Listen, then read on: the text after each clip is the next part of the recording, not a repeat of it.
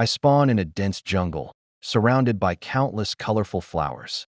A gentle wind flows through the trees, carrying the fragrance of the flowers in every direction. The world feels calm, almost alive. But in the middle of all this beauty, there is something missing. I am completely alone. No humans, no animals, no voices. Just me, standing in an unknown world. This is where my journey begins. A journey where I must survive for the next 100 days, all by myself. After that, I begin searching for a place where I can stay. Somewhere safe. As I walk through this world, a thought crosses my mind. Maybe I am not truly alone. If this is a real world, then villages must exist. There must be someone here who can guide me, who can help me stay alive. As I move forward, I notice something in the distance. As I get closer, those structures turn into houses. My heart feels lighter. If there are houses here, then there must be people too.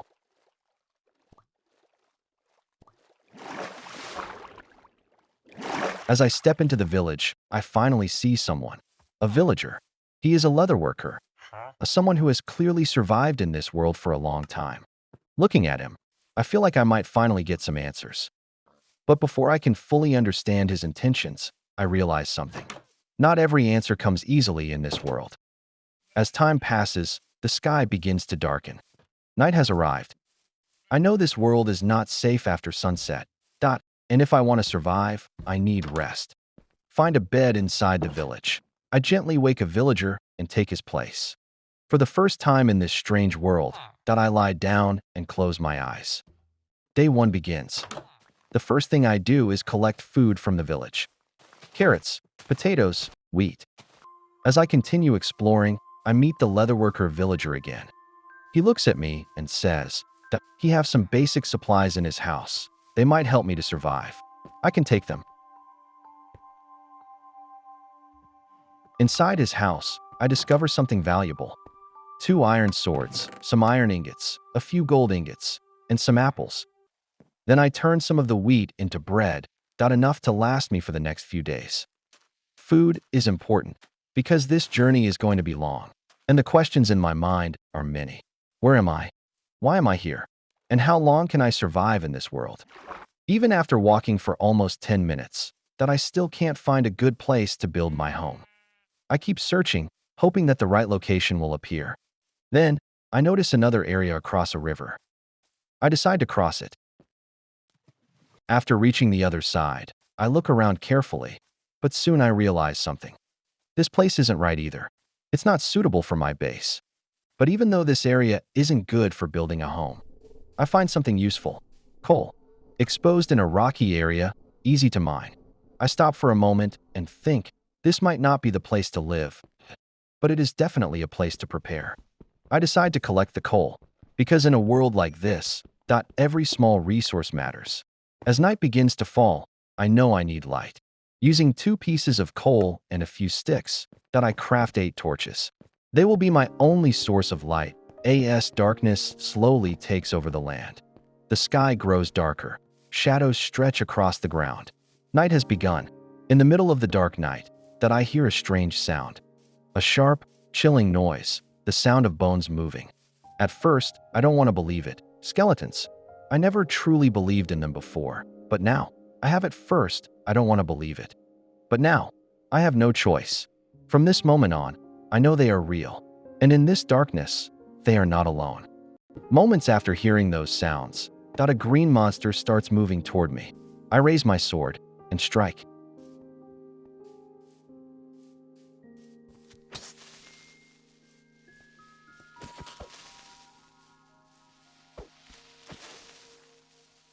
For the first time in this world, I kill a monster. The silence that follows feels heavy. This isn't just a game anymore. This is survival, and I have taken my first step into it. After that, I don't stay there for a second longer. I run. Not out of weakness, but out of instinct. I start searching for another place. Somewhere safer, somewhere I can survive the night.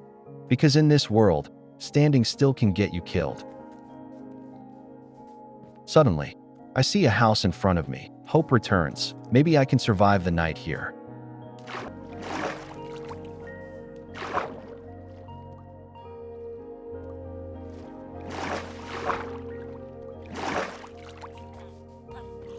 I rush inside the nearest house. But before I can rest, I realize something. A monster is standing outside the door. I step forward and fight. Once it's over, I close the door behind me. For the first time that night, I am safe. I lie down and fall asleep. When morning arrives, I step outside the house. What I see next shocks me.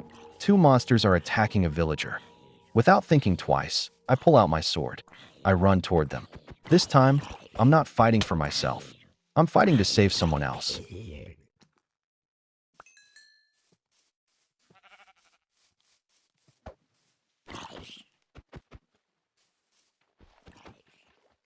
Steel clashes, the monsters fall.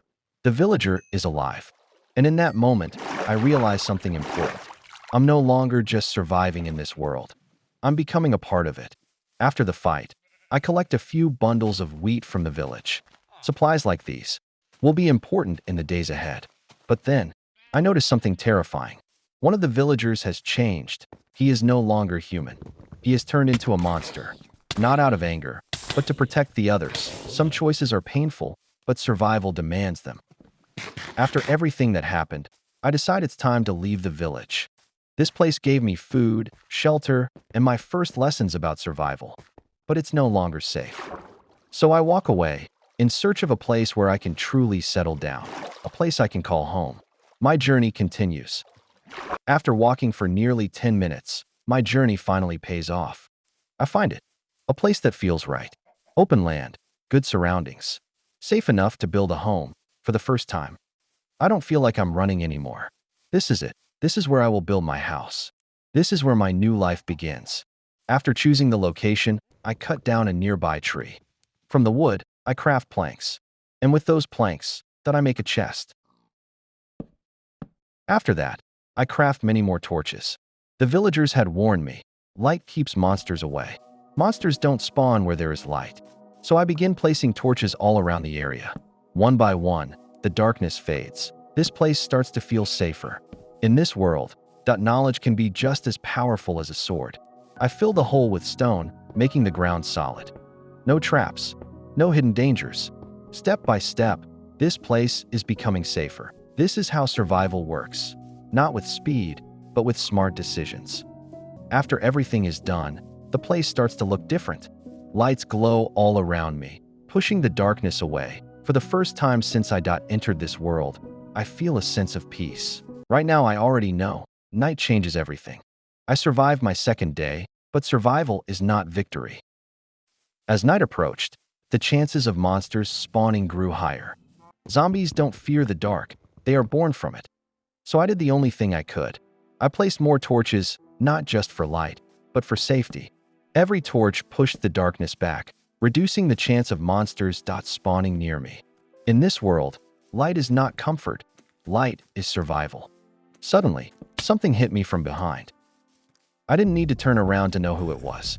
A small guest, but one of the deadliest. There was no time to hesitate. If I wanted to survive, I had to kill it first. But it wasn't over yet. The sound I made attracted something else. His father had come for revenge. So I tightened my grip on my sword and prepared to face whatever came next.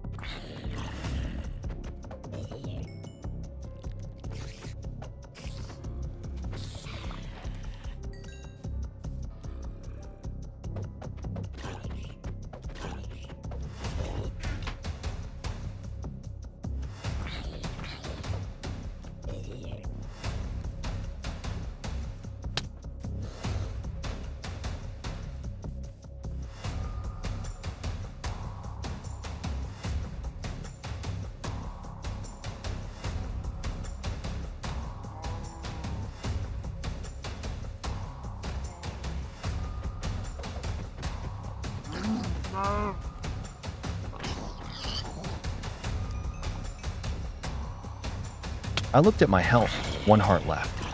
One more hit, and this story would end right here. This isn't just a game anymore.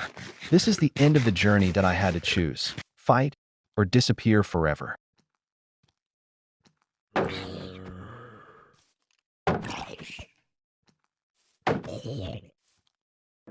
From the edge of the ocean, I watched the sun rise. Night was finally over. The darkness faded, and with it, the monsters disappeared. That was the most dangerous night I have faced so far. I was standing with almost no health, but still alive. This world tried to break me, and failed. Daylight didn't just bring light, it brought hope. After surviving that night, I went out to hunt. I gathered what I needed, and finally crafted something important. A bed. This might look simple, but in this world, it's one of the best things you can have. With this bed, I can skip the night. No more endless darkness. No more waiting in fear. For the first time, I felt truly safe. I was thinking about going mining, but night had already fallen and the rain had begun. Entering a cave right now would be a mistake. Darkness below, monsters everywhere. Sometimes, survival is not about being brave. It's about knowing when to stop. So I decided to wait, because staying alive is more important than rushing forward. The morning was perfect, the sunlight cutting through the mist. It was time to start mining. I walked towards a hole in the ground, thinking it might lead to a cave. But as I got closer, I realized it wasn't just any cave. It was an underwater cave. Diving in now would be extremely dangerous.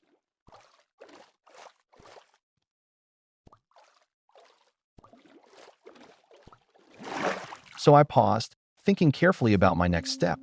I was heading back to my bed, ready to skip the night. But suddenly, an idea struck me. I remembered the hole from episode 1, the one I had filled with stone. What if something useful was still hidden there? I went back and looked carefully, hoping to find something valuable. In this world, even old places can hold new surprises. I opened the pit and jumped in. Darkness surrounded me. Every step felt uncertain. Quickly, I lit torches, casting light into the shadows. The familiar glow of fire made the darkness a little less dangerous. I explored the cave, but found nothing of value. Then, from the ground beneath my feet, I heard it. A strange, eerie sound, coming from somewhere deep below. It sent shivers down my spine. I knew one thing for sure, whatever was down there, it wasn't harmless. Yet, curiosity wouldn't let me turn back. I decided to descend to see what this mysterious place truly held. I listened carefully. This time, the sound was completely clear, which meant only one thing. Whatever it was very close. My grip tightened around my tool. In this darkness, I wasn't alone anymore. For almost 10 minutes, I kept mining, confused and unsure. Every block felt the same. I didn't know if I was going in the right direction or wasting my time. But then, what I found made everything worth it. All the fear, all the confusion, it finally paid off. Between the ordinary stone blocks, something caught my eye. A faint blue glow, shining softly in the darkness. For a moment, I couldn't believe it. This wasn't just stone. This blue light meant only one thing: hope. After all the danger, all the fear, I had finally found something rare. I was sure now, this blue glow had to be diamonds. Carefully, I mined the blocks. 5 diamonds. Finding them felt incredible, but I was hoping for more. I was searching for a bigger cave, a place that could hold even greater secrets. But no matter how far I looked, I couldn't find one. Sometimes, this world gives you rewards, but not everything you expect. With the diamonds safely in my inventory, I decided to head back. There was no bigger cave down there, and pushing my luck would be a mistake. Sometimes, knowing when to return is just as important as exploring. I turned back toward my place, stronger, wiser, and still alive. On my way back, I noticed something useful. Coal.it may not be rare like diamonds, but it's just as important. Coal means light. Coal means fuel. In a world ruled by darkness, even small resources matter. So I collected it and continued my journey back. After returning to the surface, night had already fallen. There was no reason to take risks anymore. So I went to sleep and welcomed a new day. Food was running low. If I wanted to survive longer in this world, I needed a reliable food source. Today's mission was clear: find food or starve. I made a simple plan and got to work. I cleared a small area, removed the dirt blocks. Then I brought water to the center. Around it, I tilled the soil 5 blocks in every direction. After that, I marked 2 blocks on the side. Honestly, I wasn't even sure if this would work. There was no guarantee. But in survival, you don't always need perfect knowledge. Sometimes you learn by trying. And sometimes, mistakes teach you more than success. Soon, night fell again, and darkness covered everything. That I wasn't going to take unnecessary risks. So I went back to my bed and chose safety. A new night passed. A new day began. And with it, new possibilities. As the new day began, I got back to work that I crafted some slabs, not just for decoration, but for a plan. Using these slabs, I started building stairs because above this place, there would be another farm. Layer by layer, this small land was turning into something bigger. This wasn't just survival anymore. This was progress. After that, I carefully calculated the spacing. Every step mattered. Then I placed the stairs exactly where they needed to be. Slowly, the structure began to take shape. It wasn't random. It was planned. What started as an idea was finally becoming real. Now, I need to build another staircase. This one will rise from the right side. Everything has to line up. One wrong block, and the whole design would break. So I slow down, measure again, and build carefully. This farm isn't growing by luck. It's growing by design. This was the biggest mistake of my day. I slipped and fell from above. For a moment, everything went silent.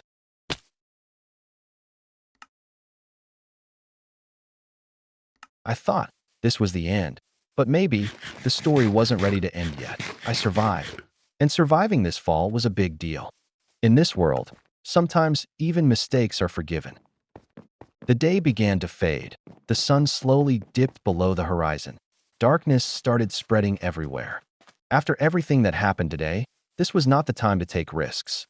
So I went to bed and skipped the night, because sometimes the smartest move is simply to rest. A new day was waiting, and as soon as it began, I was back to work. Today, I met a trader. He told me something important. In this world, everything runs on one currency: emeralds. Buy with them, sell with them. This entire world functions because of emeralds. If I want to grow, I need to understand this system. The trader told me what he needed. I burned sand, turning it into glass. I had to think smart. I burned sand, turning it into glass. From the glass, I crafted bottles. And then, I filled them with water. This world works on simple rules. Understand them, and you survive. For my effort, he gave me 2 emeralds. It wasn't much, but it was a start. Proof that I could earn in this world. With the trade done, I returned to my farm. Because long-term survival doesn't depend on luck. It depends on steady work. After shaping the staircase on the right side, this is how the structure looks now. What started as scattered blocks is slowly turning into a design. Every step has a purpose. This place isn't random anymore. It's becoming a farm. Night fell again, covering everything in darkness. I stayed safe, not knowing when to take risks. Then, a new day arrived. Another chance to work, to survive, and to grow. Today, I started laying dirt on the second floor. I had a plan, a bigger vision. 3 floors in total, each floor dedicated to a different crop. It's about building a future. After that, I started collecting sand because I knew I would need glass. I placed the sand into the furnace, and slowly, it turned into glass. This glass may look simple, but it's going to be very important for what comes next. I took the seeds out of the chest and planted them carefully. The first floor of the farm was finally ready, but the work wasn't over yet. There were still more floors to build. This farm was just getting started. After that, I started cutting down trees. I collected some wood, turned it into planks, and from those planks, I crafted slabs. With everything ready, I went back to the farm and continued building the stairs. After that, I needed dirt to build the second and third floors of the farm. So I started collecting dirt blocks. But while I was working, night slowly fell. So I quietly went to sleep because I had absolutely no mood to fight zombies. I skipped the night. After covering the entire third floor with dirt, I intentionally left one block empty. This wasn't a mistake. It was part of the plan. I placed a slab on that spot and slowly poured water into it. Everything started flowing exactly the way I wanted. This farm wasn't just growing crops anymore. It was becoming a system. After that, I plowed the soil as well. And finally, the last floor was completed. The view looked like this. After that, I realized something. This place was missing light, and without light, darkness invites danger. I placed 2 planks right in the center of the farm. On top of them, I added trapdoors. Then, I placed another trapdoor each sides and removed the dirt block. In the middle, I placed a light source and quietly closed the trapdoors. Hidden, but powerful. I did the same thing on the second floor as well. The same design, the same hidden light. Now every level was bright and safe. The next morning, I was heading to the top floor of the farm when suddenly my foot slipped and Luckily, I survived. Only 3 hearts remained. Death was right in front of me. But somehow, I lived. And that's when I realized falling from this height and still surviving. This wasn't normal. How did I survive? While covering the third floor with dirt, it happened again. I lost my balance and fell straight down to the second floor. After filling the third floor with dirt, I left 1 block empty, right in the center. There, I placed a wooden slab and slowly poured water. Everything flowed as planned. Night was falling, and it was time to head back to the bed. A new day awaited. As the morning began, I walked over to the furnace, hoping the glass would be ready by now, but it wasn't, still unfinished. So I turned my attention to my supplies, checking what I had. From the edge of my vision, a zombie, burning in daylight, came straight toward me. Staying focused on my work, I went out and collected some coal. Coal was important. I knew I would need it, because from coal comes light, and light means torches that will keep my farm alive and safe. I placed a lantern on the third floor, and with that, the farm finally started to show its true form. This is how it looks now. This is how it looks now. Calm, bright, alive. But the journey isn't over yet. There's still a lot of work to be done. While plowing the dirt blocks, I noticed something. My iron tools, they were badly worn out, almost broken. And at this moment, I knew exactly what I needed. Iron. Mining was the answer. But not today. Tomorrow morning. Day 14. That's when we go mining. Early in the morning, I stepped out and crossed through the jungle, when suddenly, I reached a place that made me stop and just stare. Below me was something massive, so big, so unexpected, that I couldn't believe my eyes. A gift hidden beneath the ground. So I made my way down, and right in front of me, I saw iron. Exactly what I needed. I moved closer to mine it.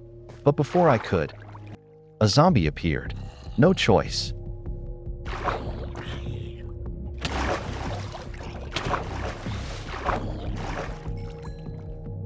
First, the zombie had to go, and then another zombie, and a creeper.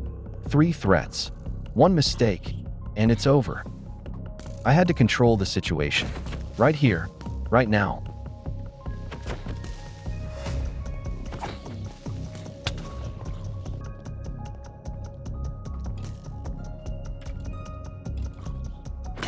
At this moment, I knew it.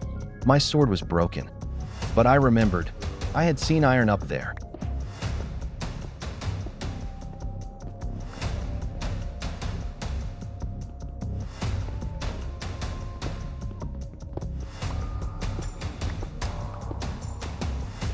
So I made a decision. I mined just enough iron. There was no time to leave.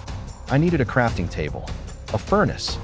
I smelted the iron and crafted a new sword, because without a weapon, surviving against zombies would be almost impossible.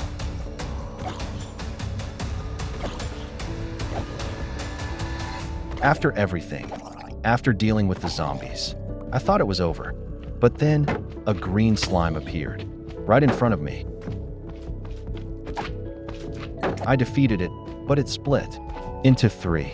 I took them down, and then they multiplied again. For smaller ones, they were weak. They couldn't deal much damage, but they were everywhere. One by one, I cleared them all. Only then, I moved forward.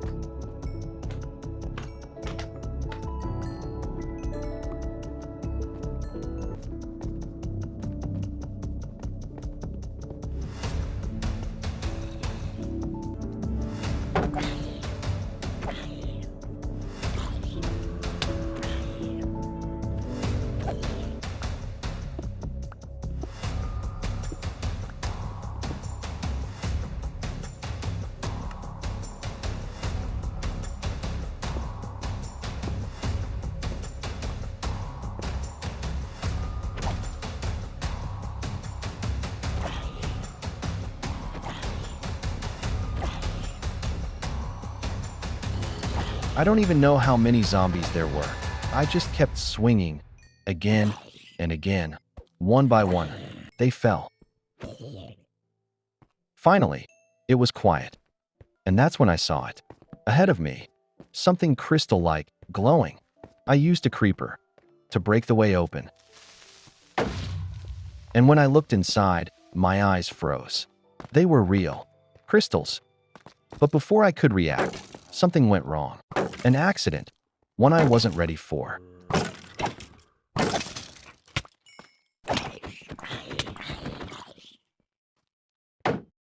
For the first time in this world, I stood there in shock.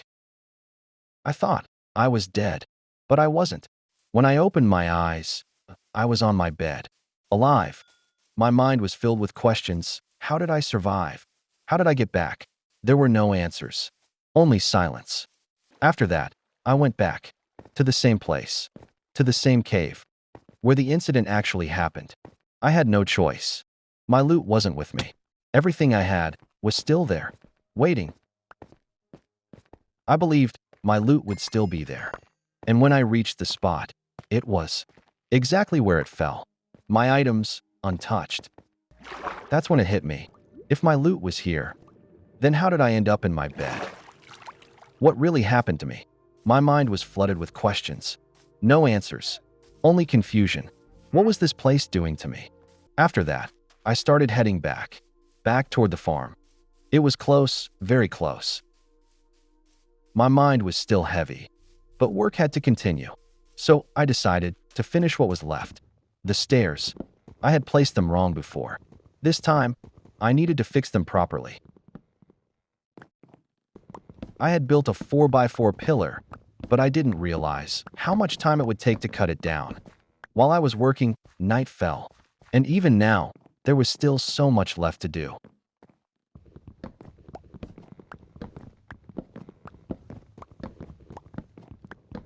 The pillar was finally done, but then, out of nowhere, a creeper appeared. Seeing it, I just knew it was time to rest. To skip the night, I went to my bed and slept, skipping the darkness and the danger it brings. Morning came.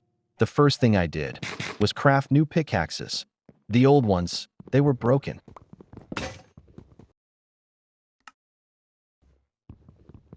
After that, I began placing the planks carefully, making sure each one was aligned. Not just quickly, but properly. Every plank had its place. Every step mattered. Slowly, the structure started to take shape. Then I started building a 4x4 pillar, right here, exactly where it had to be. I remembered the mistake I made here before, and this time, there was no room for error. Every block, placed with care. Every step, double-checked. This pillar had to be perfect.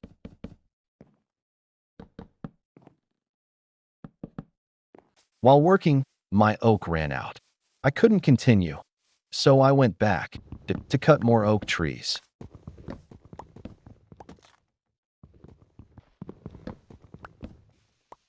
Crafted more planks from it, and got back to work. After that, I made oak slabs and started placing them. Carefully, perfectly. Every slab aligned. Every step precise. so that the stairs, from the second floor to the third floor, would be fully proper. Nothing out of place, everything in its right spot. Then I looked around, at the side of the lower work area. If I placed planks here, it would look much better. So, I started placing planks, from the side, carefully, step by step. Slowly, the structure began to take shape. And then, I went to sleep. The night had already fallen. I noticed something. Burning corpses, walking toward me, coming straight from my place.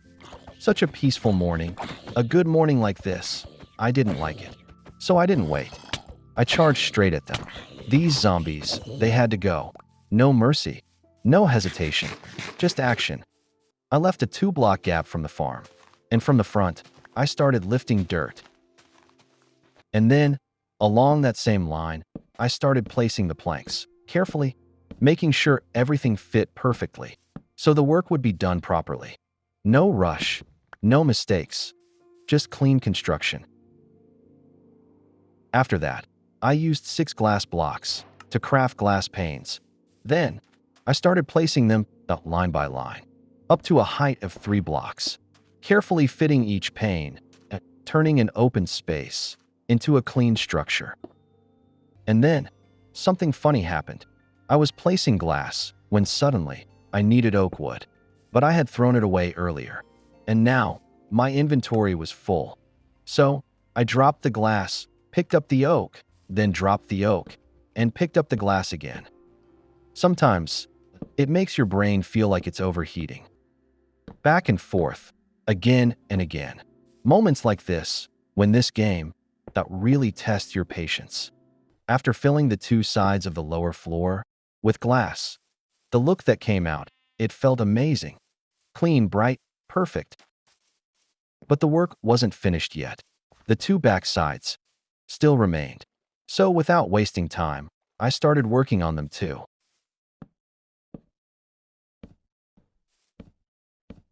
The sun was about to set very soon, and at this moment, I needed wood to continue my work.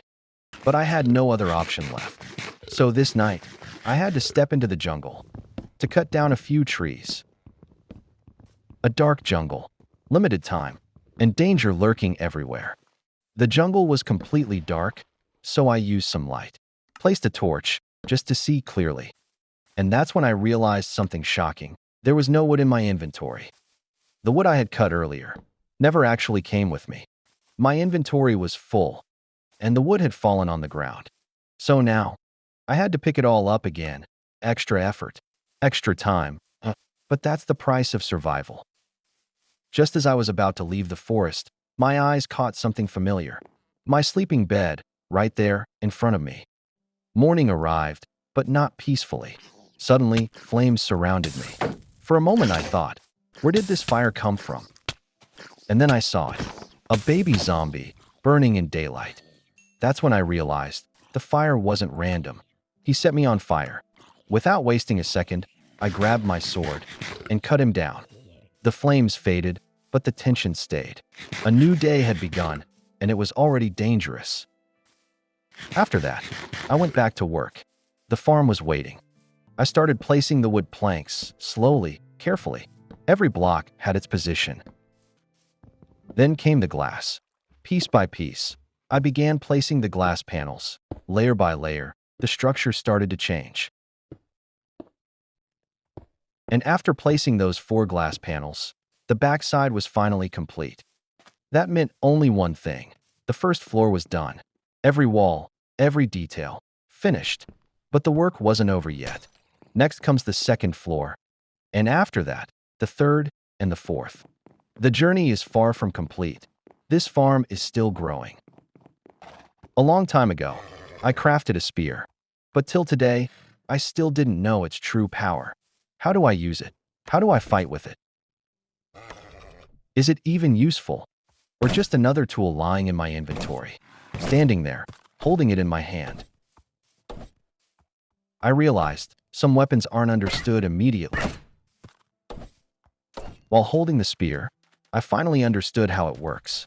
If I run forward and strike an animal, like this horse, it does deal damage. but the damage is very low. So yes, it is useful, but not powerful enough to rely on. Maybe with enchantments, maybe in the future. For now, that it's a weapon with potential, not a solution. And just like that, night slowly takes over. No risks this time. I skip the night and wait for a new day. Morning arrives, and once again, I return to work, right where I left off. Today, I finally started planting potatoes on the second floor. And with the 6 carrots I had left, I planted them there as well. Slowly but surely, this farm is coming to life, layer by layer. I spot a wandering sheep. I take it down for food. Then I start chopping trees. And while cutting wood, I notice something. My crops are finally ready. So I stop for a moment and harvest everything. Collected, stored, and ready for what comes next. Just as I was getting ready to place glass on the second floor, the night started to fall. The sky grew darker, the light faded, and I knew this wasn't the time to take risks. So I stopped, because some work is better left for daylight. A new day begins, and the sun rises with purpose. I return to the second floor, to the same place where yesterday's work ended. Glass by glass, block by block. I already know this won't be easy. It will take time. It will take patience. But some things have to be finished, no matter how long they take. Day 20 has come, and by the day, this second floor room must be complete. No excuses, no shortcuts, because this farm is no longer just a shelter. It's becoming a system, a future, a survival plan. And today, I keep building. The glass on the front 2 sides is finally in place. What once was open and unsafe now feels protected. I don't know where it came from. Out of the darkness, a water monster appeared. And not just any monster. It was wearing gold armor. When the fight ended, something unexpected happened. I picked up its armor. Not broken. Not damaged. In surprisingly good condition. Luck, or maybe fate. Because in this world, every advantage matters. And tonight, I didn't just survive. I walked away stronger than before. But the work isn't over yet. Behind me, 2 sides still remain unfinished. Those back walls are the last barrier between chaos and control. Once the final glass is placed, this room, the entire second floor, will finally be complete. No more gaps. No more exposed corners. Just structure. Just balance. And when this floor is done, one more step toward turning this place into a true base. The end is close. I just have to finish what I started. And after placing the final glass, I step back to see the farm in all its glory. Every floor, every detail, finally coming together. A new day begins, but this world never lets you relax for long. The farm is standing. Food is growing, but survival demands more. Not far from here, there are villagers living nearby, and maybe it's time to bring them closer. If I can move those villagers safely, I can build something powerful. A trading hall. A place where emeralds decide everything. For the trading hall, I need space. And after thinking carefully, I decided to use the 4th floor of my farm. The farm will grow food, and above it, a system that will shape my future in this world. But then a new problem appeared. How do I take him up? Stairs won't work. This isn't going to be easy. For a moment, I stopped and thought. And then, an idea struck. I tied the boat with a lead. If I go up, that the boat will follow. Block by block, step by step, I started climbing higher. And because of the lead, the boat slowly began to rise with me. It wasn't fast. It wasn't simple. But it worked. As night slowly started to fall, I couldn't take any risks. Villagers don't survive the darkness. In the shadows, they turn into zombies. So before leaving, I placed a torch beside him. Light was his only protection. After making sure he was safe, I walked back, straight to my bed, and skipped the night. The next morning, I didn't waste any time.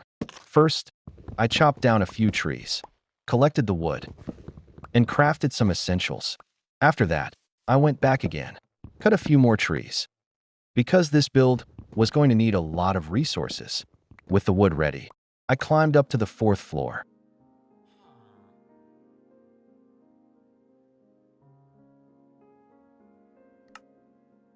After that, on the fourth floor, I finally started the real work. For the trading hall, I began placing wooden planks, block by block, slowly shaping the structure.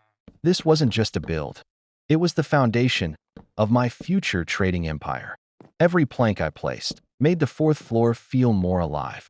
I made sure to leave a 1x2 block space so that every villager could fit properly and move smoothly inside the trading hall.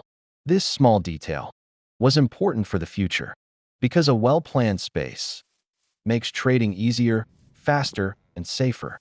After that, I started crafting a few beds because I wanted to breed the villagers. I needed more villagers for a proper trading hall. As the night slowly arrived, I didn't want to take any risks, so I skipped the night by sleeping. The next day, I went up to the top floor of my farm, and that's when I noticed something. The trees on the side, they had grown huge. This was the perfect time to collect wood. So I placed a plank straight ahead and climbed up right above the trees. Then, I started cutting them down from the top all the way to the bottom, one tree at a time. More wood, more progress. After that, I went back to the fourth floor and started building again. This time, my goal was simple: protection. I surrounded the entire fourth floor from all sides because I needed a safe place to keep the villagers inside. No gaps, no openings, no chances for danger to enter. I was building it in a way so the trading hall would be perfect, safe for the villagers and safe for me, so I could trade peacefully without fear. After that, I went back to the village again because one villager wasn't enough. I needed more. So I picked up another villager and brought him back with me. One step at a time, my trading hall plan was becoming real. The problem was my iron pickaxe was gone, and I didn't have any iron left. No iron, no tools, no progress. So I made a tough decision. I decided to spend my diamonds. 5 diamonds, just for one thing. A diamond pickaxe. Because right now, I needed it more than anything. This wasn't a luxury. This was survival.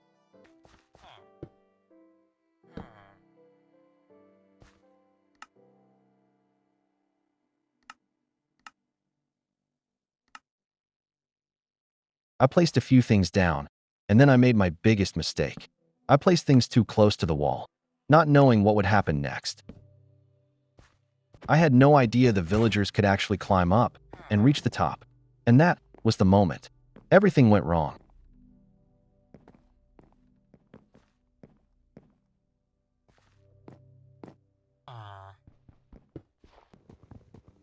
But I'm not stopping here. While I fix this mess, we're still moving forward, focused on finishing the rest of the work.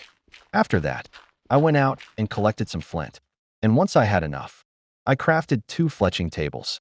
Because now, it was time to bring in the right villagers, the ones we could actually trade with. So with these fletchers, trading becomes insanely easy. Because all it takes is 32 sticks. And they give us 1 emerald. The next day, I placed another bed here, so the fletchers can mate. And after doing that, they gave me another villager, which was a really good deal.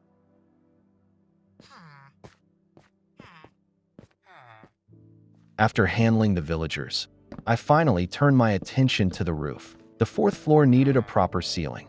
Slowly, block by block, the roof started taking shape. It wasn't fast, but it was steady and perfectly aligned. This would ensure the trading hall stayed safe and secure. The 4th floor wasn't completely secure yet. I realized I needed to double the outer walls. It was risky work, especially at night, but I couldn't wait any longer. So I stayed up and carefully reinforced the walls, block by block, making sure the villagers would stay safe inside. The next day, I had a new idea. If I place a smoker here, I could put my villagers to work on food production. This way, I could trade food with the villagers, and it would be efficient. A simple block, but it would make a huge difference. Now the trading hall wasn't just for safety. It was productive too. To put this idea into action, I built a small 1 by 2 room. Then I sent a villager inside. Outside, I placed the smoker. With this setup, the villagers stayed safely sealed in the room, and at the same time, started helping with food production. A simple design, but it made the trading hall productive and safe. And just like that, today's journey comes to an end. The trading hall is taking shape, villagers are working, and the farm is thriving. Tomorrow is another day, another adventure. See you then, with more excitement and more fun in this world. The trading hall is finally coming together. Villagers are inside. Today, I decided to take the next step forward. I plan to craft a lectern. Because with a lectern, a villager can get a new job, the librarian. This role is extremely important because it helps with enchantments, and enchantments will make survival much easier in the days ahead. But to make this happen, I needed books. And for books, I needed leather and paper. Leather was one thing, but paper needed something else: sugarcane. And that's when I realized this was the perfect time to build a sugarcane farm. Because without sugarcane, no paper, no books, and without books, no librarian upgrades. Out of nowhere, a creeper came from behind and exploded right next to me. For a second, my heart stopped. After that, I started removing the dirt in one straight line, block by block. I kept cleaning the area, making it perfectly aligned, so we could have enough space, a proper place, where we could plant sugarcane. So this is what I did. I removed the dirt in the middle, then I left a 2-block gap. After that, I removed the dirt again, and once more, I left a 2-block gap. These 2-block gaps are where the sugarcane will grow, and the space in between, the empty gaps, that's where the water goes, because without water, sugarcane simply won't grow. And after that, I started fixing the damage, block by block. I began filling the crater that the creeper had created. These creepers, they never let you live in peace. No idea where they come from. No footsteps, no warning. They don't have the courage to come from the front. They always explode from behind. Every single time. But still, I fixed everything because in survival, you don't rage quit, you rebuild. And the next day, I finally started planting the sugarcane across the farm, row by row, block by block. After all the planning, all the fixing, this was the moment where the farm finally came to life. I didn't build this sugarcane farm just to fill empty land. This farm exists for one reason: progress. In Minecraft, some blocks look simple, but they decide your future. Sugarcane is one of them. From sugarcane, we create paper. And paper isn't just paper. It opens doors. With paper, I can craft a lectern, and that single lectern gives a villager a new life, a librarian. And a librarian isn't just a villager. He is access to enchantments, to powerful books, to survival advantages. Once the librarian is ready, I can start trading paper, trade after trade, emerald after emerald. And emeralds, they change everything. With emeralds, I can buy better gear, better tools, and prepare for harder days ahead. This farm may look small, this setup may look simple, but this is the backbone of my world. Every sugarcane that grows here pushes me one step forward, from surviving to dominating. And while planting and collecting sugarcane, I noticed something. A baby turtle. It was really small and really cute, but I knew one thing: if I left it there, it wouldn't survive. So I looked around, and then I had an idea. There was water between the sugarcane rows, placed there to help the farm grow. So I carefully pushed the baby turtle and placed it in the water.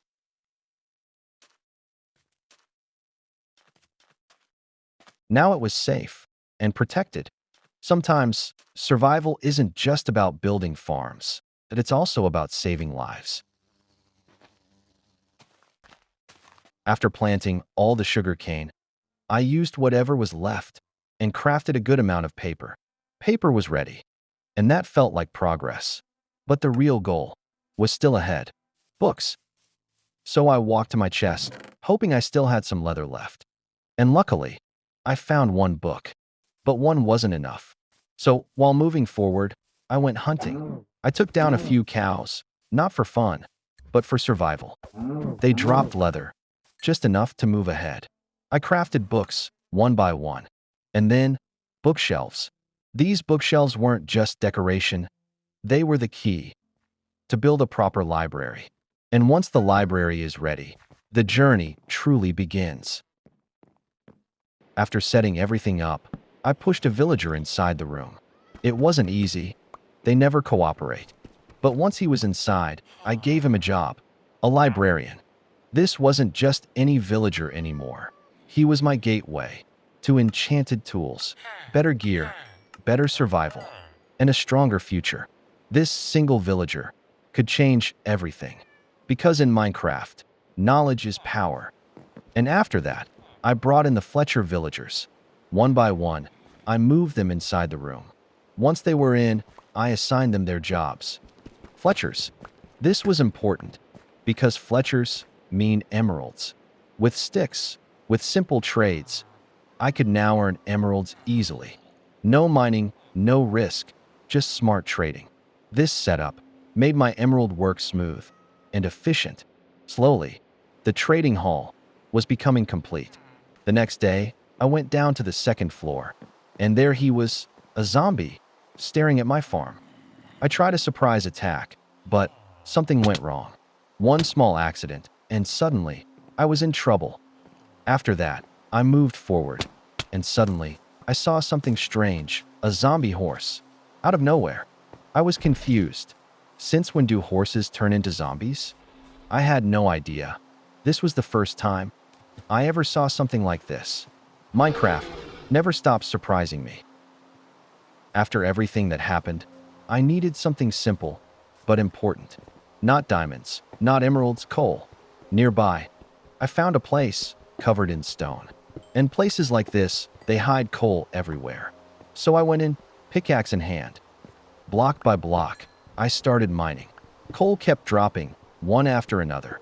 This might look basic, but coal is survival. It powers furnaces, it lights up the night. Coal does it all. And the best part, it costs nothing, just time and effort. In the early days, in the middle days. Now you might be wondering, why did I collect so much coal? The answer is simple, because we're about to go mining. And not just casual mining, serious mining. For that, I'll need a lot of coal and iron. Because the next step is building something powerful. A blast furnace. This changes everything. With a blast furnace, we can unlock the Armorer Villager. And once the Armorer is unlocked, armor making becomes easy. Affordable. Efficient.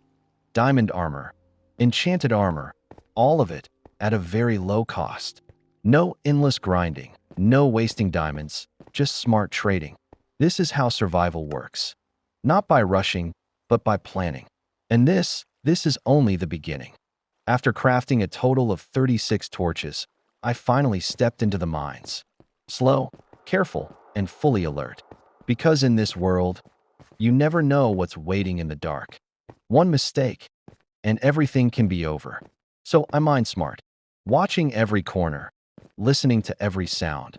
And then I saw it. Coal, right in front of me. I didn't rush. First things first, I collected the coal properly.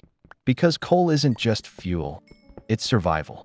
And before going deeper, I made sure I was prepared. Near the cave entrance, I started checking the walls carefully. And that's when I noticed that something interesting. In dark caves, iron is easier to spot. It shines. Even in complete darkness, the iron blocks glow just enough to catch your eye. And most of the ores, copper and iron, they weren't on the ground. They were up there, on the cave walls, stuck high above. So instead of digging blindly, I focused on the walls. Because that's where the real resources were hiding. After collecting some iron, I ran into zombies again. But this time, they were different. They were holding iron swords. That's when I knew this fight wasn't worth it.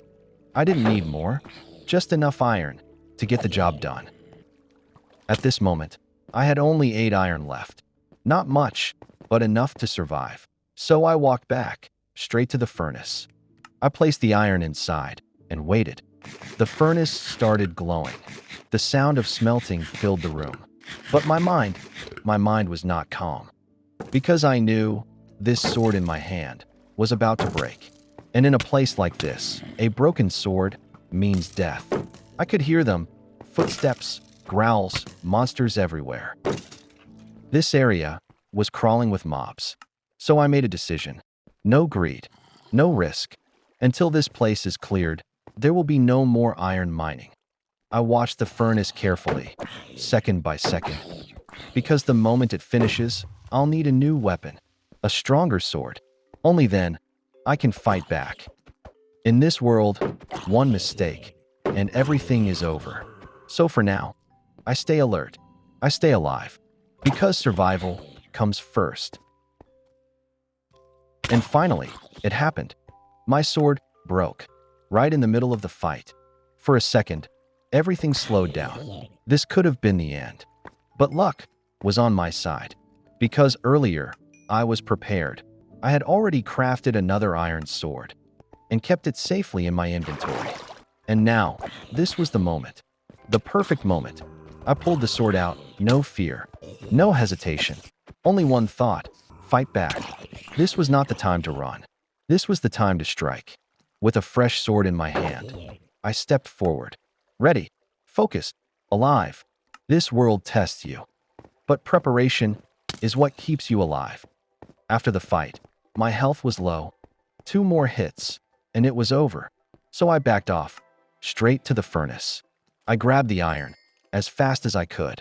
I checked my inventory. Only a few pieces of meat left. No choice.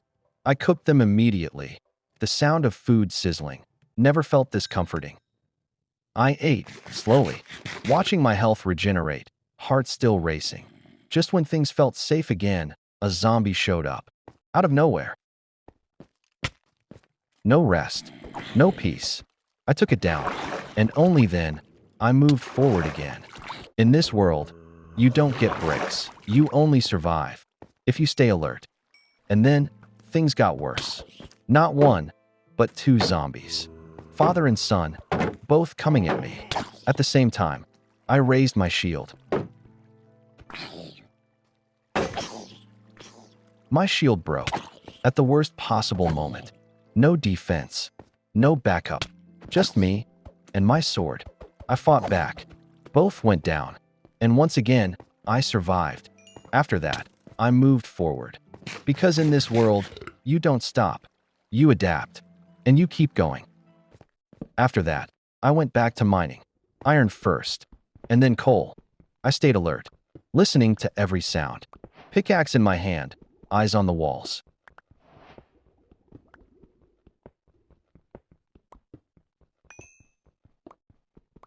While mining, I noticed something glowing, shining in the darkness. Crystals. They caught my eye, so I followed them. I went down, just to check. Maybe iron. Maybe something rare, but nothing. No iron. No luck. Just silence. So I came back up. Back to where I belonged. Back to mining. Because in this world, not every glow is treasure. And after that, I saw a slime coming straight towards me. I went to fight it, and I killed it. But right after that, I saw a creeper. As soon as I noticed it, I backed off. Because I didn't want my journey to end here. I wasn't ready to risk everything. And then, more mobs started coming. It felt like a full mob party. In front of me, 1 creeper, 1 skeleton, 2 zombies, and 1 spider. It felt like I was partying with mobs. It was fun, but at the same time, I was scared. Because 1 wrong move, and I could die right there. So to fight these stubborn zombies, I came up with a trick. The boat technique. As soon as they came close, I placed the boat. And boom, they got trapped inside. The plan was working. 1 by 1, I was taking them down. Even the skeleton, I trapped him too. But this guy, he just wouldn't stop. Sitting inside the boat. and still shooting arrows at me. Arrow after arrow, hitting me nonstop. I was like, what kind of luck is this, man?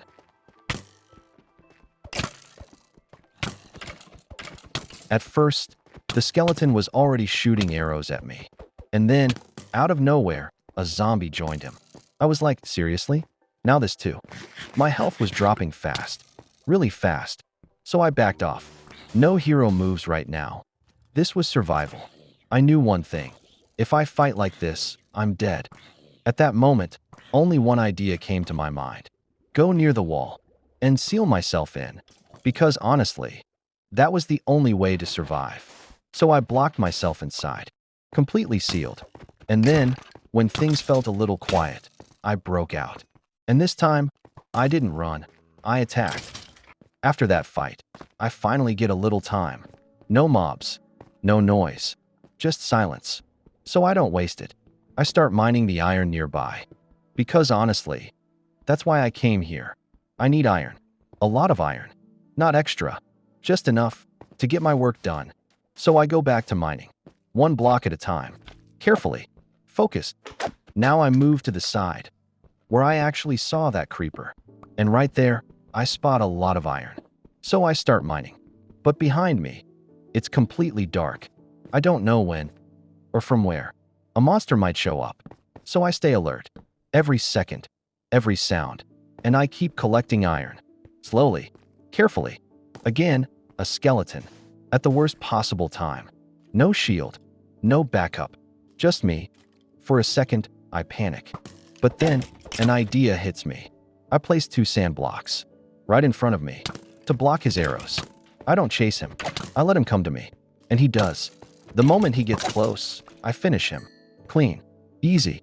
Sometimes, at moments like these, your brain gives you ideas so good. They save your life.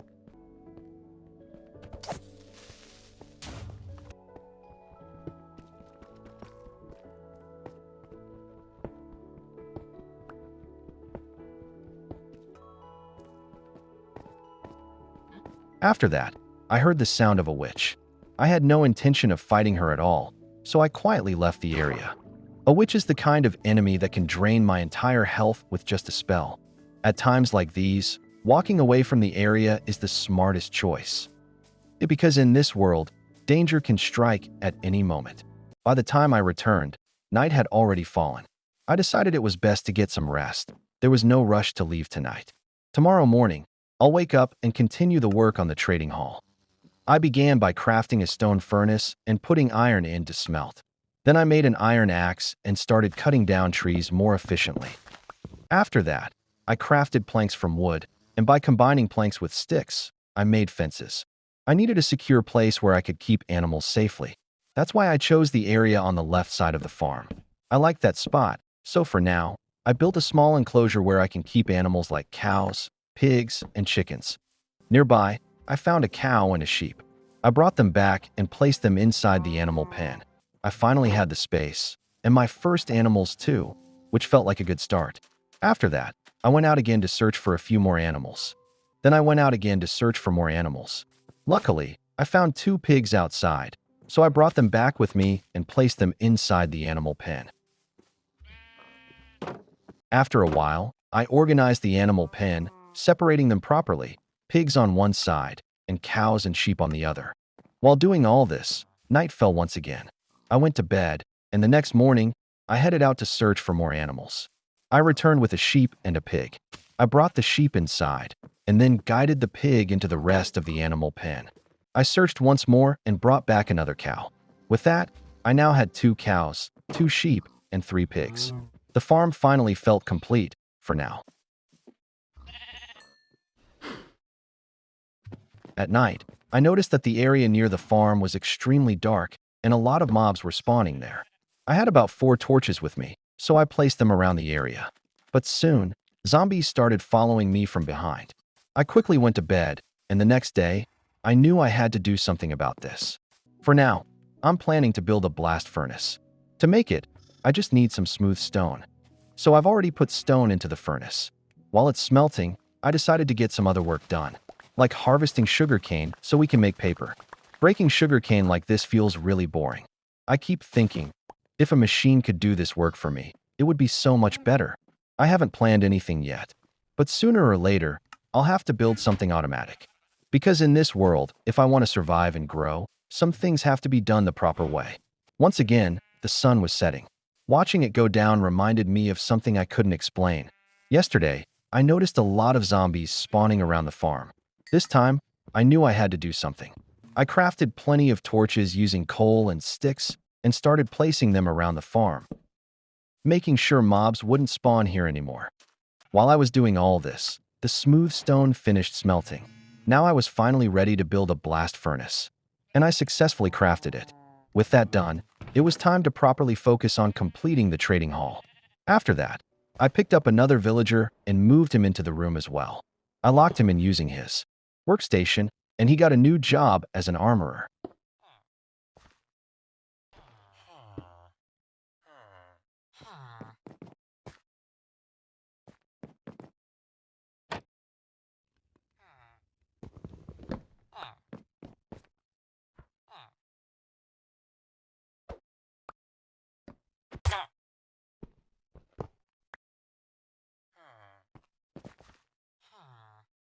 So now, both of these villagers are armorers. I'll need to level them up and unlock their trades so they can actually provide me with armor. The setup is done perfectly.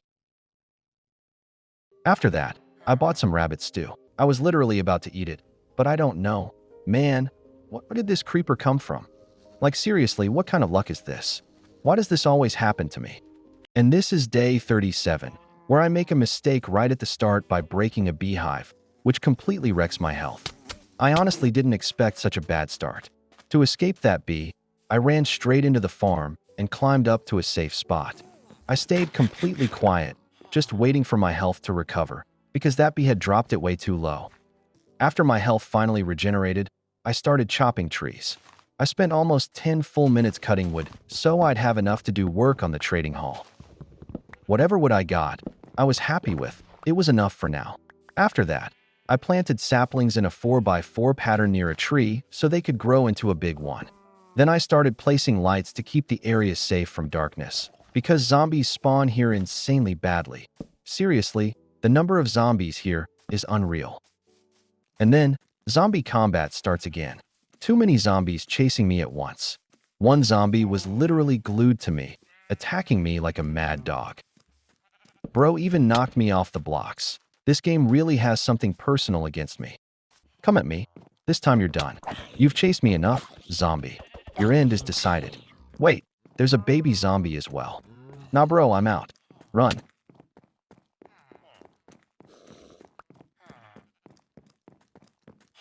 Literally, I had no other option. Somehow, I managed to run back and seal this place with wood.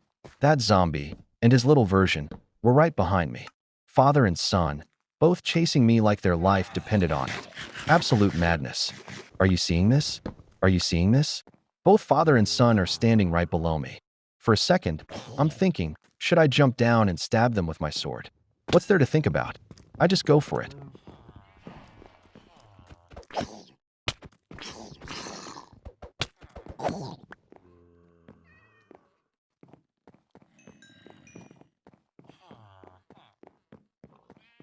After that, I quickly climbed up and went to sleep.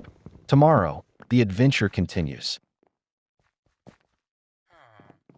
From the next day, I started working on the iron farm. The first thing I focused on was the beds, because without beds, the system wouldn't work properly. The idea is simple but powerful. If I place 20 villagers with their workstations inside the trading hall, they will start spawning iron golems. By taking down those golems, I'll get a steady supply of iron. And that iron will help me unlock more trades in the trading hall. It's a smart setup and a big step forward. For the iron golems, I decided to build the structure using deep slate, perfect for this kind of setup. Then I started building it on the top floor of the farm, the ideal spot. The villagers are on the first floor, and above them, the iron golems will spawn. Once they appear, I'll use a lava setup so they die right there and drop iron for me. It was a great plan, but I had no idea it would take this much time to build. After that, I completely ran out of deep slate, so I had to stop the build. I simply didn't have enough, and I knew I'd need a lot more. which meant going back into the mines. But at that moment, I started thinking smarter. If I had an efficiency enchantment on my pickaxe, or even fortune, it would make mining so much easier. So before heading back down, I decided to work on upgrading my tools first. But because I didn't have the required resources, the upgrade wasn't possible. So in the end, there was only one option left. I had to go back and mine the hard way. Alright guys, let's head back to mining. We need more deep slate. Wait, bro, where did these zombies come from now? I honestly don't know why, but zombies always seem to spawn around this place. I worked so hard to secure it. And look at this, they still managed to drop my health really low. I shouldn't even be getting into these fights. At this rate, I'll just end up dying. After that, I started hunting for leather because I needed books. I managed to get 6 pieces of leather. Not much, but enough to make 6 books. After that, I spotted a structure far away, something that looked like a small temple on higher ground. When I went closer, I realized it was a village. At that moment, I decided to loot the village, not for greed, but for survival. I needed beds. And right now, beds would be extremely useful. So I planned to take every bed I could find from the village. While looting the village, night fell once again. It was already too late, so I decided to rest. The next day, I headed back home. After returning to the base, I stored all the beds in a chest. I need a total of 20 beds so that 20 villagers can be used for trading. Because only after having at least 20 villagers, iron golems will start spawning. And no matter what, I have to build an iron farm. Right now, I need an enchantment table. Only then can I start enchanting my tools. The villagers' trades aren't unlocked yet, so I can't get enchantments like efficiency or fortune from them. That means I have no choice. I have to craft it myself. But there's a big problem. I don't have any obsidian. And the real issue? I still haven't found lava. This is a serious problem. Even if I find lava, I can multiply it using dripstone. But right now, I haven't found that either. So I can't even rely on lava to solve this problem. Which means there's no other choice left for me. I have to go back into the mines. Honestly, I don't have any other option. They say greed is a dangerous thing. And in this episode, this is exactly where I was about to make my biggest mistake. I thought I'd go into the cave, find lava, turn it into obsidian, get diamonds, build an enchantment table, and unlock fortune or something powerful. But that thought, that greed, was the reason this entire episode was about to fall apart. At the start, everything was going perfectly. I was fighting mobs like a pro, taking them down one by one. I even blew up 2 creepers. But I made one mistake. I forgot that the place I was going to would drain all my torches. And in that darkness, I made mistakes so bad, I never thought I'd make them. After taking down countless mobs, I finally slowed down and started collecting loot. Items, resources, everything I could find. But this cave was something else. The deeper I went, the bigger it became. You honestly can't imagine it.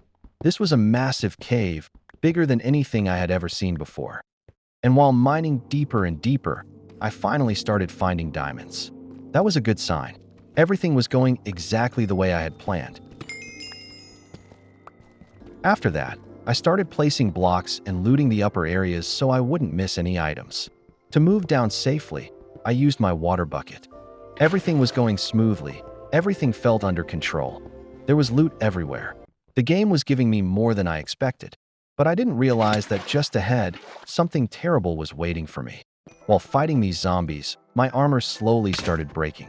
I didn't even realize how damaged it had become. In a hurry, I placed a crafting table, made a chest plate, put it on, and moved forward once again.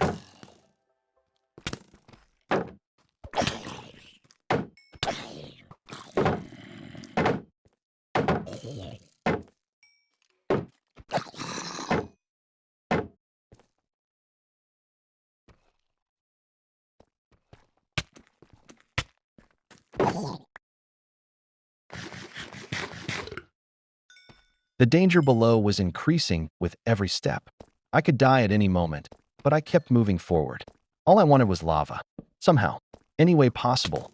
I had no plan, no clear idea, just one obsession. I needed lava, no matter what. And finally, I reached the very center of the cave. What I saw there was beyond imagination. The cave was so massive that I couldn't even process it. You wouldn't believe how big it was. I was completely out of words. Darkness surrounded everything. Below me was an entirely different world, a world ruled by monsters. There was loot, there was endless night, and death could happen at any moment. This wasn't just a cave anymore. This was a danger zone. Literally, this cave was massive. I didn't even know how to explain it. Iron was everywhere. I found so much iron, more than enough for my needs. Even now, it kept appearing again and again.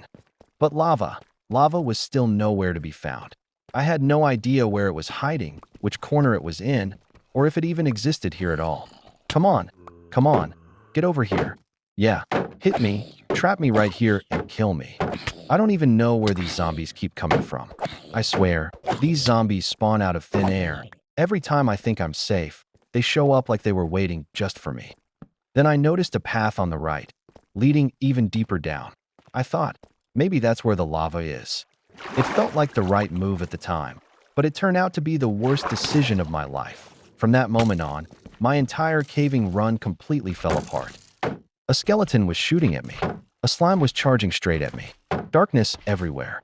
I didn't know what to do. I couldn't think. My mind went blank. In that moment, I made a split-second decision. I moved forward, reached the wall, and created a small enclosed space. That was my only safe spot. In moments like this, you don't know what to do or what not to do. I didn't know either. My shield was already broken. I moved to the wall, placed a crafting table, and crafted whatever I could. Anything that might help me survive. I didn't even have planks, not a single one. Without planks, I couldn't craft a shield either. At that moment, there were no more options left. Only one choice remained: run. I made a mistake. The skeletons spotted me, and now they were right behind me. That was bad, really bad. I had to run. I had to turn back.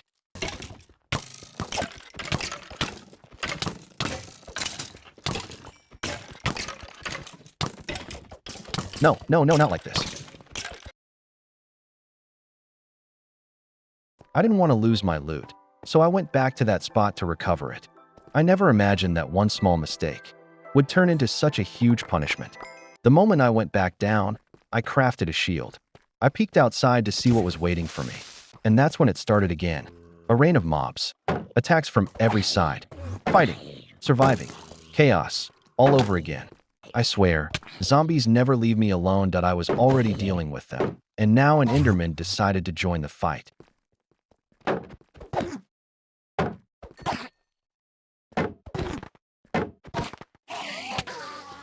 You know the most satisfying trick? Trapping zombies in a boat and taking them out. These guys don't even care. They sit inside the boat and still shoot you like nothing happened.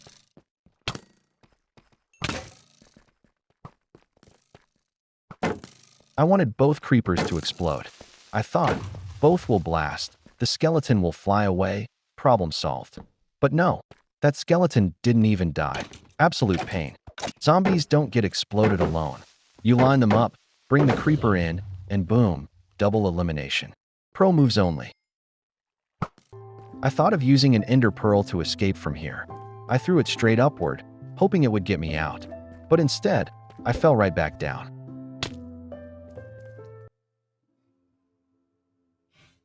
I don't know why my luck is written like this, why things always go wrong at the worst possible time.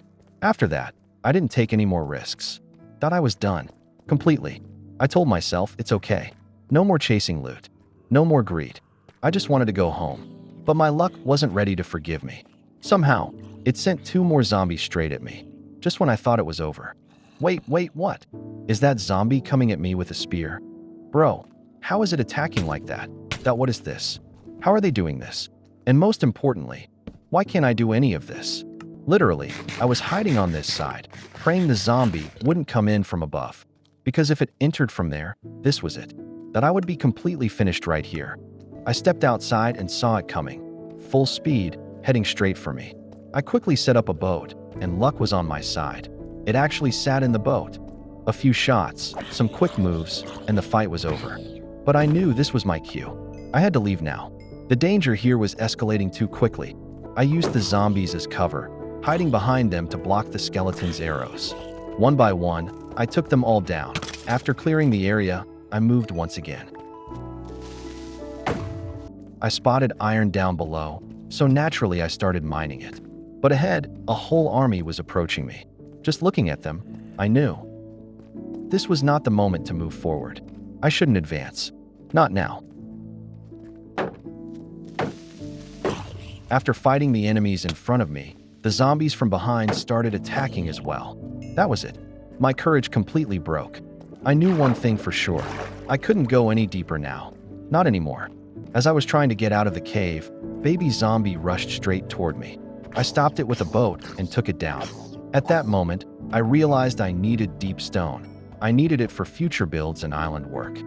After dealing with all these problems, time just flew by. And before I even realized it, a new day had already begun. When I reached the surface, I saw the sun rising.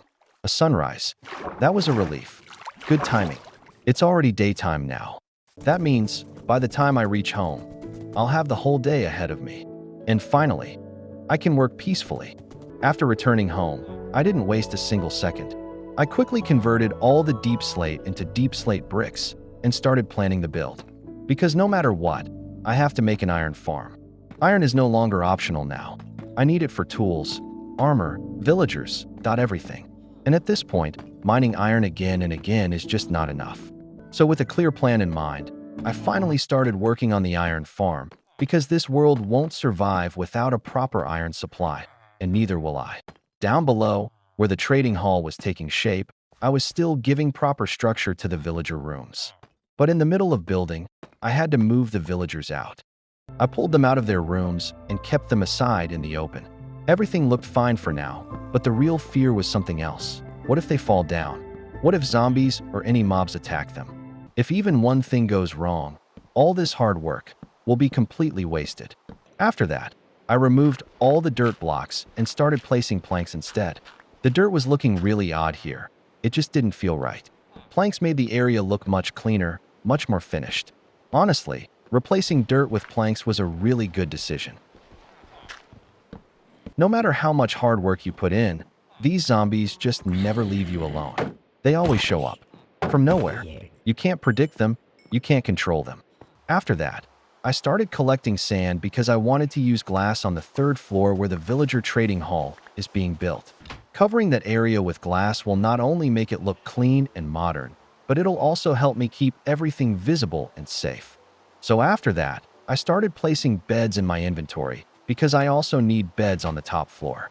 For the iron farm to work properly, I need a total of 20 villagers, and for that, all 20 beds are required. I went all the way up to the roof, marked a proper zone, and started placing the beds neatly one by one, making sure everything was set up correctly. And then night fell. So I went to sleep, rested up, and the next day, I grabbed a bundle of wheat. I started processing it, taking out the weights. I had a full stack of wheat, ready to use. That's a lot of wheat, and honestly, this is perfect. And honestly, I don't even understand. Where do these guys keep coming from at moments like this? They don't have anything better to do. They just randomly drop in from nowhere. No warning, no sound. They just appear, every single time. I noticed a witch just a short distance away. And honestly, I had absolutely no mood to fight it.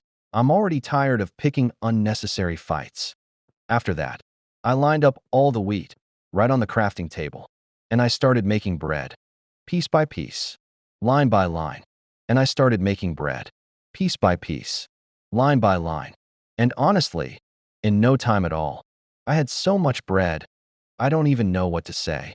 Literally, if I keep eating this much bread, my entire game could end on bread alone. After that, I traveled really far, searching for a village, but I found nothing. Absolutely nothing. No village. No villagers. Just empty land. And just like that, another day came to an end. There was no point in wandering around anymore. So I decided to sleep here, rest for the night, and then head back home. And finally, I made it back home. When I reached there, I saw that my sheep had fully grown. My cows too. They were all adults now. That was good news. Really good news. So then I had to decide. Where should I keep my horse? Instead of wasting time thinking, I placed him near the pigs, inside the animal pen. From the sides, there was no way for him to escape. This animal pen, honestly, looks a bit weird right now. So what we'll do is, we'll give it a better shape. We'll improve it, make it look cleaner and nicer. For now, this is just temporary. It doesn't look that good yet. But don't worry, we'll fix it. We'll upgrade it properly. There's still a lot to do, and we're going to do everything. And after this, you're about to see my biggest mistake so far. A mistake so big, you can't even imagine. I went upstairs and started breaking some stone so I could enter the trading hall. And that's when I saw it. Villager kids. Yes, kids. I hadn't even placed the beds properly yet. And somehow, these guys already started mating. They had babies, and not just that. They escaped the farm. They went down. At that moment, my brain just stopped working. Now the question is, how do I catch them? And more importantly, how do I bring them back? Because honestly, I have no idea. After wasting almost 10 minutes, running around, getting frustrated, I finally managed to bring them back. That part was successful. But that's not the real problem. The real problem is this. I've brought them to the floor, but now, how do I get them inside? They're right here, in front of me, but they just won't go in. And standing there, I realized bringing villagers back is one thing, but getting them inside, that's a whole different headache. After trying every possible trick, I finally managed to bring them into the room. Once they were inside, I removed the boat and let them stay there. Then I stepped out of the room. By that time, night had already fallen. And for now, it looks like I'll have to sleep right here. The same place where the iron golems will eventually spawn. These villagers, at night, they make so much noise, I can't even explain. Constant ha ha, lulu la la. Like they're running a late night concert. Look at this. I was just talking about the noise. And here come the guests. Not one, not two, three of them. Straight up, they've come to kill me. These zombies, they will never change. After dealing with those zombies, I start collecting some wool. Because wool means beds. And right now, I need a lot of beds. Beds are really important. And without them, nothing is going to work. After that, I start placing the beds. Because I need 20 beds. And for that, I need 20 villagers. Only with 20 villagers, everything will finally work. While placing all the beds, morning arrives. I start counting the villagers, but there are so many. I can't even count them properly. So now, I'll have to force them into one place, just to check how many villagers I actually have. But before that, I decide to breed my cows. That would be a smarter move. Once they're bred, I'll be free to focus on other work as well.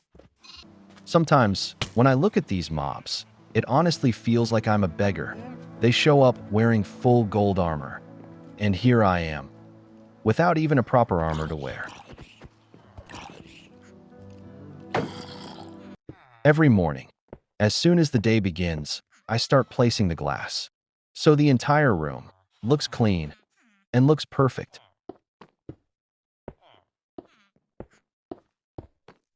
And from here, the hardest part begins. The villagers are completely free, and while I'm placing the glass, they keep moving everywhere. It's causing problems, a lot of problems, but still, no matter what, I managed to finish this work.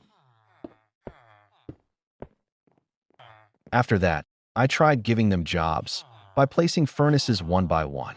But these guys, there's something else. One villager takes another's job. The second one steals the third's job. Total chaos. Time was slipping away really fast. But still, I kept fixing it. Slowly, carefully, and in the end, I managed it properly. And like this, one by one, I started assigning everyone properly. I blocked them using trapdoors so they wouldn't escape and wouldn't run around everywhere. Slowly, the room started coming together. Everything was getting organized, clean, controlled, and finally, the whole place started getting a proper look. A clean setup, a satisfying build. I don't know what's wrong with these villagers. In the dark, they're just staring at me, standing there, not moving. Bro, it feels like I'm surrounded by ghosts. Creepy, really creepy. After doing so much hard work, After crafting all this paper, I'm finally here, just to unlock trading with this villager. So tell me, what are you offering me, huh? Is it actually worth it? Or is this another scam? Come on, show me something good. Don't disappoint me. Oh, flame. Okay, this is a good one. I don't even know yet whether it goes on a sword or on a bow. But one thing is clear. This enchantment is OP, because whoever I hit, arrow or sword, doesn't matter. They're gonna catch fire. Now this is going to be fun. I had no idea where to keep so many villagers. My brain just stopped working for a moment. So I decided to build a new area right in front, a controlled zone. I'll lock them again, using trapdoors, and assign them their jobs properly. Honestly, I don't know why my brain works like this, but somehow, it always comes up with dangerous ideas. At the very start of the day, I begin placing glass on the 3rd floor, so no monsters can get in. Because honestly, I'm completely done out with them. I've had enough. I'm tired of getting disturbed. Every single time. This place needs to be sealed. Peacefully. For once. And while I'm stuck in these thoughts, night slowly falls. But in this dark night, my mind completely loses it. Because I don't have iron. And I clearly remember. I brought a full stack of iron with me. But now, it's gone. I can't find it. Anywhere. Which is strange, right? Where did it even go? I keep searching, but it's just not there. Something feels wrong. I was heading to the trading hall, with sugar canes in my hand, to unlock everyone's trades, and assign them their jobs. And then, I opened a chest. And there it was. My iron. Right here. All along. So yeah, false alarm. I quickly throw the iron into the furnace. Let it melt. Because I need iron. I need to craft an axe. Alright guys, listen to this. I did something smart. I placed all their workstations right above their rooms. And honestly, it looks really good. Like, actually good. Plus, I got more space down here. In the trading hall. That was the goal. Clean look. More space. Better setup. I don't know how, but my brain keeps coming up with ideas like this. And yeah, I'm kind of proud of this one. After that, I place a sign on every workstation. Yeah, so I don't forget. And this one right here, this guy is a librarian. And guess what he's offering me? Infinity. Yeah, infinity. That means one bow and unlimited arrows. No refills. No stress. Completely free. If that's not magic, I don't know what is. This trade, this one stays. Locked. Forever. And after that, I finally get a strong enchantment. Efficiency 5. Yeah, that's a good one. Really good. But bro, it's expensive. Very expensive. 45 emeralds. Just think about it. One book. 45 emeralds. My brain says yes. My pocket says no. But still, this enchantment, it's worth it. So here, I was trading with this villager, trying to get him a good job, or at least a good enchantment. But no matter what I did, he just wasn't giving me anything useful. Trash trades. Again and again. So I kept changing his job, breaking it, placing it back, over and over. And then, this happened. An enchantment I never expected. Something I didn't even plan for. And suddenly, this villager went from useless to dangerous. Minecraft really said, wait for it. And finally, I got it. Fortune 3. The enchantment I was waiting for. The moment I saw it, I knew this was worth everything. All the time. All the trades. All the pain. I was actually happy. So I locked this villager. After that, I needed leather. A lot of leather. So I could craft more books and unlock even more trades. So I grabbed my horse and went roaming around nearby, hoping to get some hides. But then, I saw something unexpected. A wandering trader. And this time, he actually had something good. Dark oak saplings. And not just one. Yeah, they were expensive. One sapling for 5 emeralds. But I didn't care. I bought 4 dark oak saplings. So I planted them right away. Once these grow, they're going to be super useful. And step by step, my world is finally starting to look complete. I was thinking, should I replace these trapdoors with dark oak ones? Maybe they'll look better here, but then I actually looked at it properly. And yeah, dark oak is too dark. It started killing the whole vibe. So I was like, nah, forget it. I'll keep the normal ones. Why do extra hard work if there's a chance it'll look worse? Imagine doing all that grinding and then realizing, yep, looks trash. So yeah, decision made. Sometimes, not changing anything is the best upgrade. So at first, this is how it looked. And now, this is how it looks. My trading hall is finally ready. Yeah, but there's still some work left. More enchantments to unlock. Better trades to find. But for now, this is good. It's already late now, so I decide to sleep. Tomorrow, I've got a lot of work to do. I need the energy and a clear head. So for now, I'm calling it a night. Because tomorrow, it's grind time. In the morning, I start fixing the structure outside the trading hall. And down below, on the third floor farm, I begin shaping everything properly, adjusting the design, not just for function, but so it looks good too. For the finishing on the stairs, I decide to use dark oak. It hasn't been used much till now, so this feels like the right place. And honestly, dark oak looks really good from below. If I use it as a finishing touch, I think it'll add depth to the build. Yeah, this is going to look clean. Now there's just one thing left. I need to place glass on the front side of the third floor. Once this is done, you can consider the work finished. No more distractions, no more chaos. From down here, the fencing actually looks fine, but it still feels incomplete, like something's missing. I think there's still more work left to do. Maybe a few more changes, maybe a few more details. Let's see. We'll fix it properly. And for the fencing, I've already done a few adjustments here. Now, the only thing left is adding some glass on the outer side. So I just start placing the glass, slowly covering the whole area. And once this is done, you can say the work here is finally complete. Guys, just look at this. Tell me this doesn't look perfect? Check out the floor as well. Bro, it's looking so clean. From this side too, everything is just matching perfectly. After this, I start breeding my cows and sheep by feeding them wheat. I need a lot of leather, like a lot. And that's why focusing on cows makes more sense right now. So yeah, cow farming becomes my priority here. Right now, I'm breeding the sheep. And trust me, a moment is about to happen that you guys are really going to enjoy watching.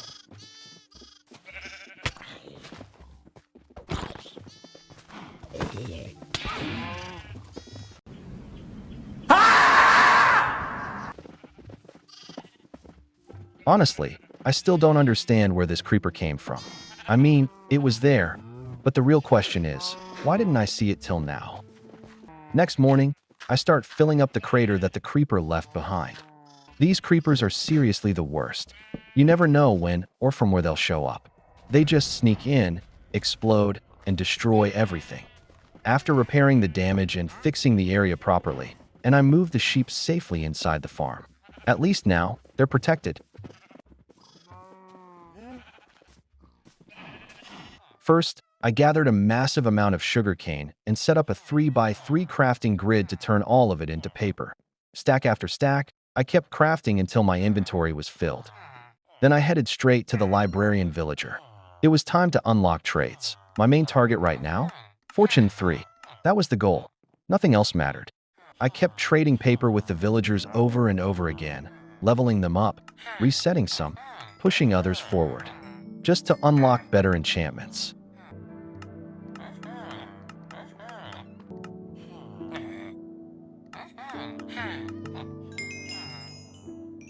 And in the end, I had a total of 45 emeralds. Finally, I went to buy the enchantment I had been grinding for, Fortune 3. It was originally priced at 45, but somehow, I was getting it for just 37 emeralds. Without wasting a single second, I bought it. And after that, I still had a few emeralds left, so I decided not to waste them. I went back to the villager and bought Fire Aspect 2. Now things were getting serious.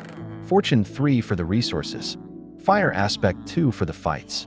This journey, it was slowly turning me into something dangerous. So right now, I'm stacked. I've got Fortune 3, and honestly, it's time. We're going diamond mining. Up until now, we've survived with basic gear, but that's not enough anymore. At the very least, we need a full diamond set. And with Fortune 3, the chances of getting more diamonds per or are way higher. This isn't just mining. This is progression. Before the journey begins, I craft a shield, not just for protection, but for confidence. The night passes quietly, calm before the unknown, and as the first light of morning touches the world, I begin walking toward the caves. Because deep underground, diamonds are waiting, and today, I'm ready to claim them. The moment I jump into the cave, the light disappears behind me. Step by step, I keep moving deeper. The air feels heavier, the silence louder, and then I start spotting resources, ores shining faintly in the dark. So I begin collecting them slowly, carefully, one by one. No rush, just progress. Because down here, every single item matters. It didn't take long. Before I knew it, I had already collected 28 iron. That was enough. So right there in the cave, I placed down a crafting table, built a furnace, and started smelting the iron. Because this wasn't just about survival anymore. Move a little further ahead, and something catches my eye. A chest, just sitting there in the darkness. Slowly, I walk toward it. I open it, and inside, 2 diamond horse armors. I just pause for a second, because that's rare. That's valuable. No hesitation. I take them immediately. But if I'm getting stronger, my horse is leveling up too. After a while, I finally had enough iron. I started crafting iron blocks, one after another. But when I checked, only 2 were ready. And for an anvil, I needed 3. So I paused. The furnace kept burning. The iron kept melting. While the iron continues to melt, I decide not to waste time. I take a few careful steps forward just to see what lies ahead. The cave stretches deeper into darkness. Every sound echoes louder than it should. Behind me, the furnace keeps burning, quietly turning raw iron into something stronger. And ahead of me, the unknown. Because in caves like these, you never know what's waiting just around the corner. And just like I expected, it happened. Out of nowhere, something hit my shield. A sharp sound, a sudden impact, dot in the darkness. I couldn't see clearly, and before I could even think, they rushed me. A zombie from one side, and skeletons from the other. No time to hesitate. I pull out my sword.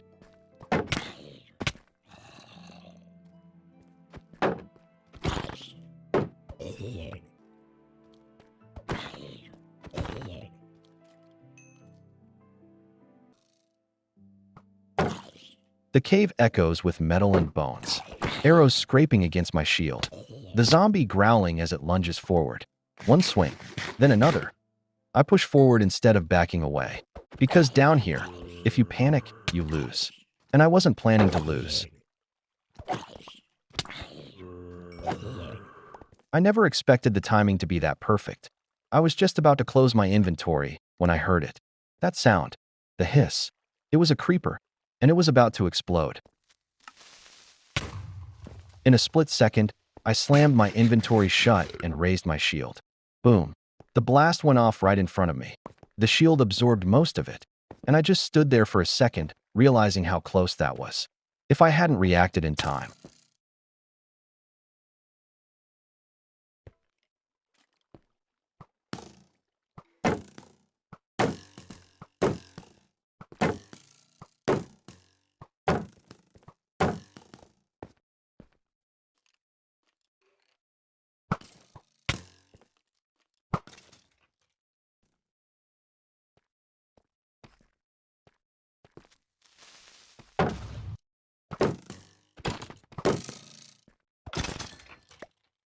After that close call, I didn't take any more risks. I went straight back to the furnace. The iron was finally ready. I collected it quickly, crafted the last iron block, and placed down the anvil. The sound of it hitting the ground echoed through the cave. First thing I did, I applied Fire Aspect 2. I wanted to apply Fortune 3 on a diamond pickaxe, but there was a problem. I only had 2 diamonds, and that wasn't enough. So I went back to the spot where I had seen diamond or earlier. I mined just 1. Carefully. That gave me exactly what I needed. 3 diamonds.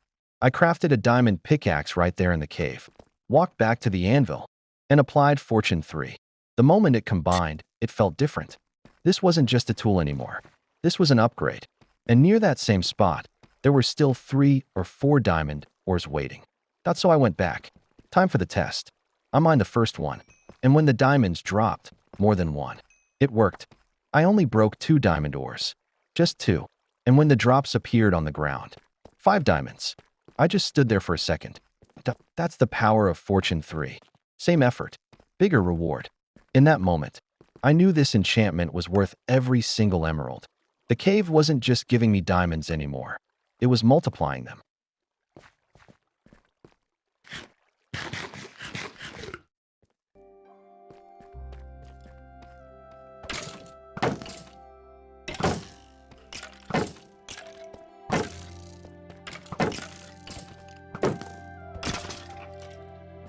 After that, I started mining iron. Just casually, nothing special. But when the drops fell on the ground, I noticed something, that it wasn't just diamonds. Even the iron was multiplying. Fortune 3 doesn't just change diamond mining. It changes everything. Every ore block now had potential. And in that moment, I knew one thing for sure. The game was about to get a lot more fun. As I moved deeper into the cave, more mobs started appearing. Zombies, skeletons, one after another. The cave wasn't done testing me yet. But this time, I was ready. Sword in hand, shield up. I fought through them, one by one.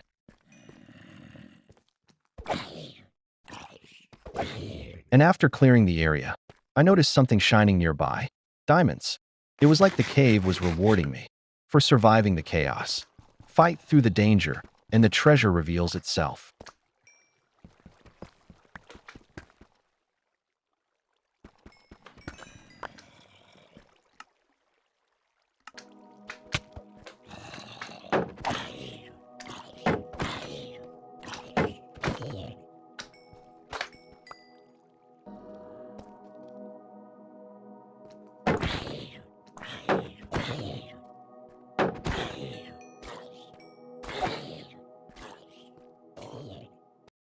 After everything, the mining, the fights, the close calls, I checked my inventory. 10 diamonds. Double digits. Not just luck. Not just fortune. Effort. And with Fortune 3 in my hand, this was only the beginning. 10 diamonds today, but this cave still has more to give. After exploring the cave for almost 10 minutes, I didn't really find anything valuable. No big veins. No rare loot. Just silence and empty tunnels. So I stopped. Sometimes, knowing when to go back is smarter than going deeper. As I climbed out of the cave, the first thing I noticed was the sky. It was already getting dark. Night was settling in.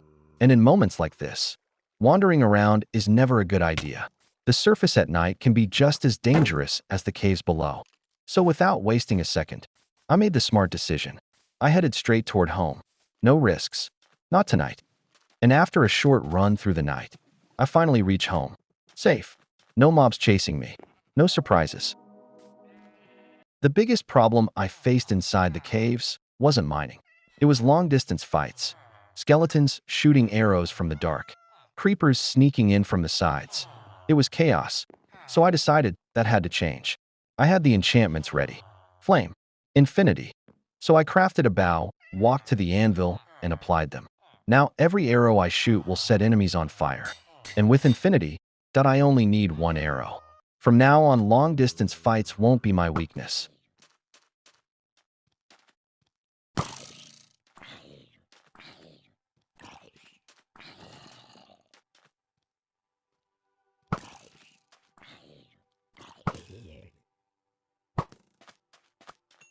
And just like that, 2 days later, I had even built a lava farm. Everything was progressing. The world was growing. But then, something happened. I updated Minecraft, logged back in, opened the game, and my world was gone. Completely deleted. I don't know how. I don't know why. I tried everything, but it just wasn't there anymore. Hundreds of days. So much effort. So many memories. All gone. It hurts to say this, but this adventure ends here. Not because I wanted it to, but because I have no way to bring that world back. I'm sorry. This series meant a lot to me, and I know it meant something to you too. Sometimes, even in Minecraft, you lose everything. Thank you for being part of this journey. If you enjoyed this journey, make sure to like and share the video. This world may be gone, but the adventure isn't over. That we'll meet again with a brand new world. A new beginning, a new challenge. Until then, goodbye.